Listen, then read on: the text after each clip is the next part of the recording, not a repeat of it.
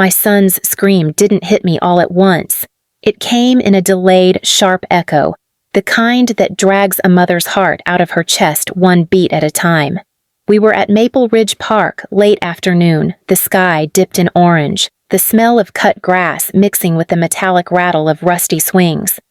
I had just sat on a bench, letting the sun warm my shoulders, watching my boy, Mason, laugh as he pumped his small legs like he was trying to kick himself into the clouds. He was 8. A gentle kid, the kind who apologized to chairs if he bumped into them. And then I saw her. My sister, Brooke. Please subscribe to our channel and tell us in comments from where are you watching this video, walking across the mulch with that slow, entitled strut like the world was made for her convenience. Her daughter, Lily, trailed behind her, pouting in her designer jacket. Brooke looked polished as always, glossy hair, sunglasses pushed to the top of her head, lips pursed like she smelled something rotten. I didn't move at first. I thought maybe they were just heading toward the slide or the monkey bars, but Brooke made a straight line for the swing set, right toward Mason. I stood halfway up when I saw her place her perfectly manicured hand between the chains. "Get off," she said flatly. Mason looked confused. I'm still swinging. My daughter wants it." Brooke tilted her head. "Move." I stepped forward. "Brooke, there are 2 other swings." "They squeak," she said without looking at me. "Lily doesn't like squeaky things. You know she's sensitive." Sensitive. Lily was many things. Sensitive wasn't one of them. "Mom," Mason called out, nervous now. "I'm using it." Brooke let out a dramatic sigh like the universe existed solely to inconvenience her. Then, in one sudden, deliberate shove, not an accident, not a stumble, but a shove with force. She pushed the swing forward just as Mason leaned back. His body flew. His hands slipped from the chains. He hit the mulch hard, a dull thud that made my breath stop. "Hey!" I shouted, sprinting toward him. But Brooke didn't even blink. Lily stepped forward, climbing onto the swing like stepping over my son was nothing. Mason curled on his side, whimpering, clutching his elbow. "What is wrong with you?" I yelled, kneeling beside him. Brooke finally shrugged. He should have moved when he was told. "He's 8, I snapped. She smirked. "And?" Lily asked first. "No, she didn't," I said. Brooke rolled her eyes. "I implied it. Same thing." I lifted Mason gently. His elbow was scraped raw, dirt stuck to the blood, his bottom lip trembling. "Are you hurt anywhere else?" He nodded, tears spilling silently. He wasn't a loud crier. He held pain like he thought he deserved it. My stomach twisted.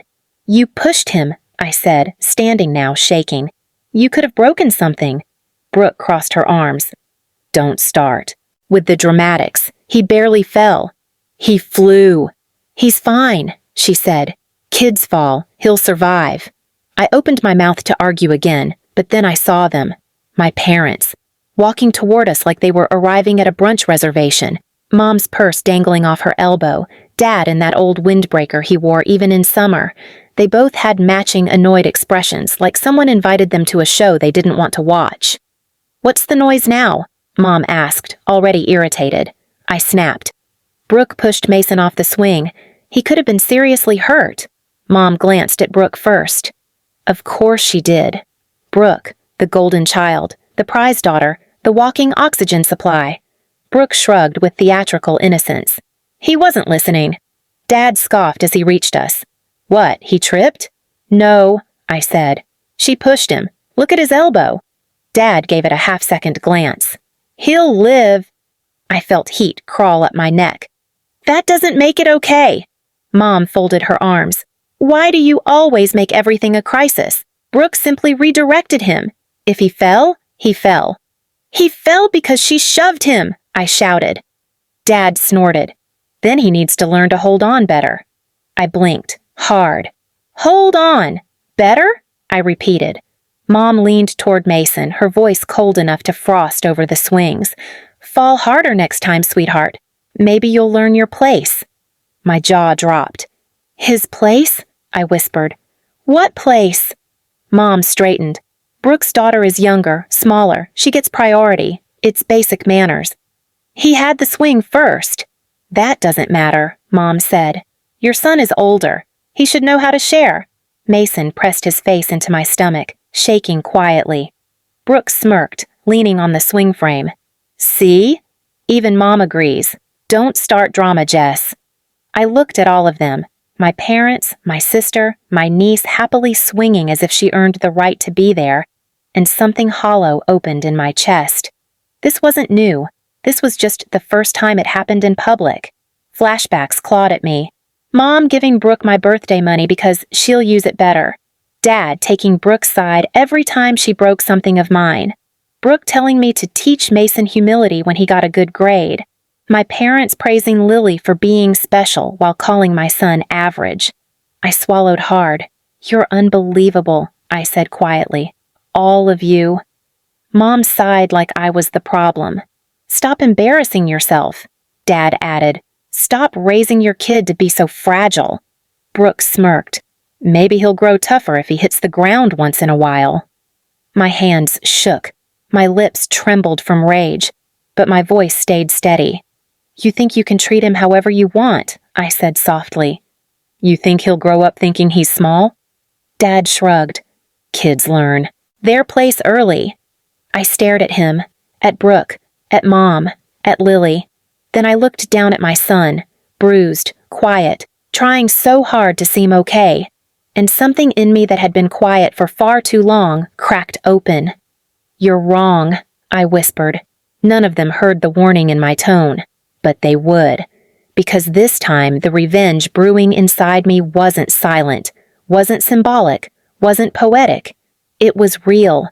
It was already taking shape, and it was going to hit harder than any shove on a swing ever could.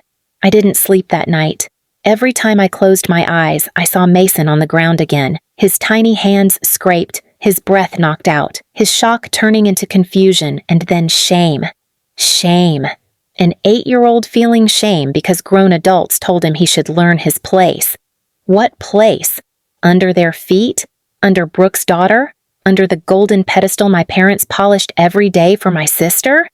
I sat on the couch staring at the TV on mute while Mason slept curled against me. His elbow was bandaged now, his hair still smelling faintly like the park mulch. Around 2 a.m., he mumbled in his sleep. Mom, I didn't mean to fall. My chest caved in. I ran a hand through his hair. Baby, you didn't do anything wrong. But he didn't hear me. By sunrise, something inside me had changed. Not a spark, not a whisper, something bigger, like a dam finally breaking after years of pressure. I packed our bags, not to move out, not to run away, not to disappear dramatically. I packed because I had a plan that didn't require police, or public exposure, or poetic karma, or symbolic metaphors, real consequences, real impact, real accountability, the kind you feel in your bones. By the time Mason woke up rubbing his eyes and looking embarrassed about last night, my decision was final. We drove straight to my parents' house. I wasn't here to fight. I wasn't here to argue. I was here for the next part of the plan. Mom opened the door, already annoyed. Why are you here so early? Dad walked in from the kitchen, sipping coffee, muttering, Can't let anything go, can she? Brooke was at the dining table with Lily, both eating pancakes like the world worshipped them. Brooke didn't even look up. Lily, swinging her little legs, said, Mommy, that boy fell off the swing yesterday. Brooke giggled. Some kids are just clumsy, darling, not like you. Mason's face flushed red with humiliation. My jaw clenched, but I stayed calm. I came to talk, I said. Dad snorted. Oh boy. Mom crossed her arms. If this is about the swing, it's not, I cut in. Actually, it's much bigger. Dad rolled his eyes. Everything is bigger with you. But then something unexpected happened. Mason stepped forward. He didn't hide behind me. He didn't lower his chin. He didn't shrink. His voice shook, but he spoke. You hurt me. The room went silent. Brooke blinked slowly. What are you talking about? You pushed me, he said, his fingers twisting nervously. And it scared me. My parents stared at him with the same expression they used when the TV volume was too loud. I put a hand on Mason's shoulder. Tell them the rest. He swallowed hard. You told me to fall harder next time. Dad sipped his coffee without flinching. And? Mason flinched at that one small word. Mom added, Life won't baby you. Better you learn early. Brooke leaned back in her chair. Honestly, Jess, it wasn't a big deal. Kids fall. You're dragging this. Something snapped in me again. Not the same crack as yesterday, but a cleaner one, a sharper one. Okay, I said simply. I just wanted to hear it, to see if any one of you would take responsibility. Dad shrugged. Mom looked bored. Brooke checked her phone. Lily slurped her syrup. Perfect. So none of you feel guilty? I asked softly. Dad slapped his newspaper down. For what? Raising you to stop being weak? Mom muttered. You've always been dramatic. Brooke smirked. You're overreacting like always. I nodded slowly. Good, I said. Then I don't need to hold back. Brooke finally looked up. What does that mean? I pulled a folder from my bag and set it on the table. Everything I needed, I said, for step 1. Dad frowned. What the hell is this? Mom leaned forward suspiciously. Jess, what are you doing? Brooke's face tightened. What's in that? I didn't answer. I didn't have to. Dad opened it first, and his entire expression shifted from arrogance to confusion to anger to something he rarely felt. Fear. What is this? He barked. I crossed my arms. Records. Mom's voice cracked slightly. Records of what? Property records, I said. Bank statements, business contracts, liens, permits, violations, tax filings. Brooke stood up abruptly. Why do you have that? Because, I said, calm and cold, you shouldn't push people you think are weak. You never know what they can do. Dad's voice boomed. You have no right to look into our finances. I smiled, small, controlled, dangerous. I didn't look into your finances, I said. I got them from someone you forgot existed. Mom blinked. Who? I pointed. To the only honest person in this house. Everyone turned their heads. At Mason. Dad choked. Him? What the hell could he do? Mason looked up, nervous but brave. I didn't do anything. I just told Mom someone kept knocking on our door yesterday, a man with papers. Brooke stiffened instantly. Mom froze. Dad went silent. Yes. That man. The one they ignored. The one they pretended wasn't warning them. The one whose paperwork they tore up. You should have read what he brought, I said. Because I did, Dad whispered harshly. Jess. What exactly did you do? I took a slow breath. This is only step 1, I said. And trust me, it gets worse. The room went dead quiet. Mason grabbed my hand, and for the first time, he didn't look afraid. My parents, however, they looked terrified. And Brooke, perfect, polished, untouchable Brooke, suddenly looked like she wanted to crawl out of her own skin. I wasn't done. Not even close. This wasn't revenge yet. This was just leverage. Revenge was coming next. Loud, deliberate, unmistakable. And none of them were going to see it coming. Dad was the first one to explode. You think you can threaten us with paperwork? You're out of your mind, Jess, Mom hissed. You wouldn't dare do anything. Family doesn't destroy family, Brooke muttered. You're not even capable of... I lifted a hand and all 3 of them stopped. You all made one mistake, I said calmly. You assumed I'd stay the scared version of myself forever. Brooke scoffed. What are you going to do? Cry to someone? I didn't respond. Instead, I walked over to the counter, grabbed my phone, hit speaker, and tapped a contact. A man answered instantly. Jessica, I was waiting for your call. My parents stiffened. Brooke froze mid-breath. Even Mason watched, wide-eyed. Hi, Mr. Larson, I said, loud enough for the room. Everything is ready. You can proceed. Dad lunged forward. Proceed with what? But the voice kept talking. Perfect. The team is already on the way. They'll be there in 15 minutes. And Jessica, Thank you for reporting everything properly. You probably saved yourself a disaster. Mom's face went pure white. Brooke grabbed the chair to steady herself. Dad whispered, "Jessica, what the hell did you do?" I hung up the call slowly. Then I set the folder on the table again, tapping the top page with my finger. "These," I said, "aren't just bank statements and permits. They're warnings your family ignored. For years." Dad shook his head. No, those weren't real." "They were," I said. "Your shop? Your rental units? Your storage facility? All of it? Violations stacked so high that one more complaint would trigger a mandatory shutdown."